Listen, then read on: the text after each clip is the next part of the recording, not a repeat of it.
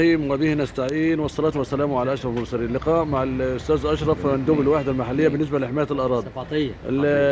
فاتفضل حضرتك كلمة تقولها لأهالي صالحجر عشان موضوع التعديات يعني. الناس تحافظ على الرقعة الزراعية. أي. وما فيش تعديات النهارده الحمد لله في قرية صالحجر. أي. احنا موجودين والحمد لله يعني العملية ماشية حلوة كده يعني ونحافظ على الرقعة الزراعية. أي. لا طبعا الأهالي كلهم بتاكل من الأرض الزراعية وبتلبس من الأرض الزراعية. وبيستمعوا للكلام وناس كويسة محترمة.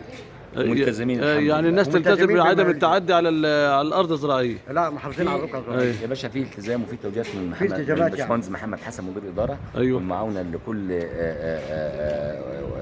موظف سواء في الوحده المحليه او في الوحده المحليه او الاداره الزراعيه او الجمعيات الزراعيه. ايوه. طبعا كل يوم متابعه وكل يوم في اشراف والحمد لله يعني عاملين واجب ومحافظين على الرقعه الزراعيه بحيث ما يتمش التعديات على الارض الزراعيه. الحمد لله يعني.